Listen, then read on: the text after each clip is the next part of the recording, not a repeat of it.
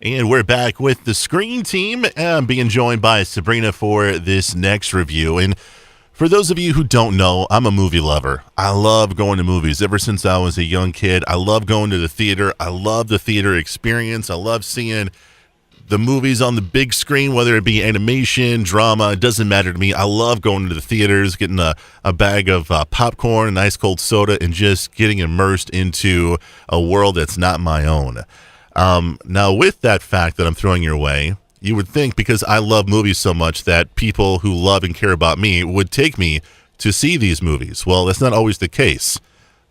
No, it's not always the case. Sometimes your wife leaves you at home to watch a movie and doesn't take you. And that's what we're getting ready to talk about right now. You sound just a tad bit bitter. I am a little bit bitter because you went to see Peter Rabbit with everybody, with my godson, with my son, and you didn't take me. So what's up with that? You weren't invited. Oh. Yeah, I wasn't invited, but in typical Sabrina fashion, I had to go, or Luke wouldn't go with his godmother and godbrother. So. So that's how I it just is. had to go along to make sure he went. Sure. That's what it was. Okay. Do what you got to do, man. All right. So you got to see this movie, Peter Rabbit. It's based on the book, right? Yes. Thank you for that. The film stars the voice of James Corden as the title character. It also stars Rose Byrne, Sam Neill, Daisy Ridley, and Margot Robbie. It was released in February of this year. It's out on DVD now. Sabrina, Peter Rabbit, yes or no? I thought this was a very sweet and lovable movie. Yeah. And a different approach to an old traditional story.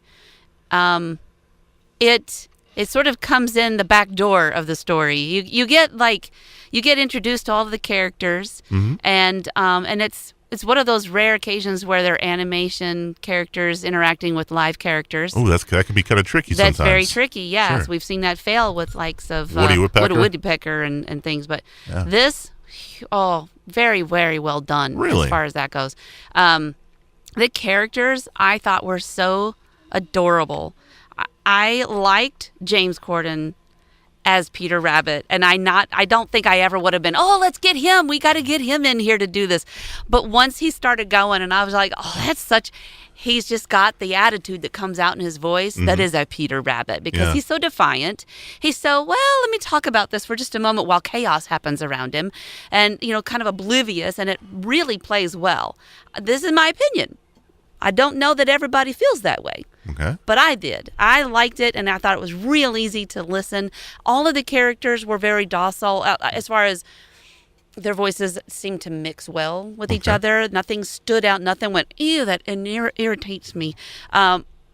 We get introduced to the traditional story right away where Peter Rabbit gets into the garden and gets caught by Farmer McGurk. I don't know the story. I totally forgot his name. I don't know the Peter Rabbit story, so I don't know. Anyway, he gets caught, but then here's where it goes south. Old Farmer kicks the bucket in the farm, in the garden. That'll change things. And so what happens next? His grandson comes in. Okay. And he's an heir to this property, and he is a city boy through and through, and he is one of those guys that he works at a toy store of all places. Okay, cool. But has no childlike tendencies whatsoever in his body. It is business, business, business, white gloving the shelves to make sure there's not a speck of dirt and that everything is positioned within an eighth of an inch of each other. Everything is to the T and to the number. And he comes in and tries to take over this country cottage garden home living next door to Beatrix, the author and painter of the stories, and gets to know this beautiful young woman who loves the bunnies. She thinks she's an abstract artist, but she's terrible at it. Okay. But to soothe herself and to just kind of doodle around, she paints these amazing watercolors of the bunnies playing in the meadow around her house, which is between her house and the big farmer's house. Mm-hmm. And it's those paintings that actually turn her life around and make her famous, and the stories that go with them.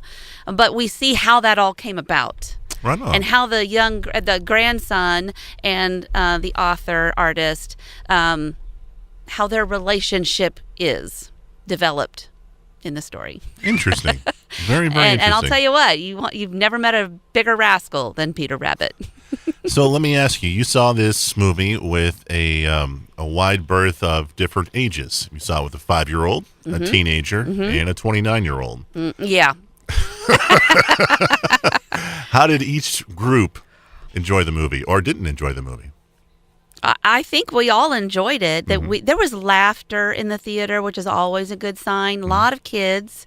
This was a movie that everybody thought their little one would enjoy. Sure. And they brought them out, and it was like being in a room full of kids, big ones and little ones. And I think if they didn't enjoy it, you didn't know it.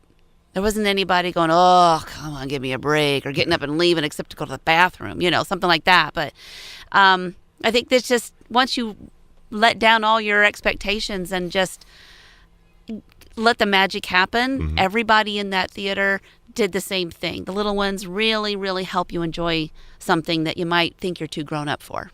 Would I like it? Yeah, I think you would. Interesting. All right. I might give it a try. You should. Next time you go to the movies, take me.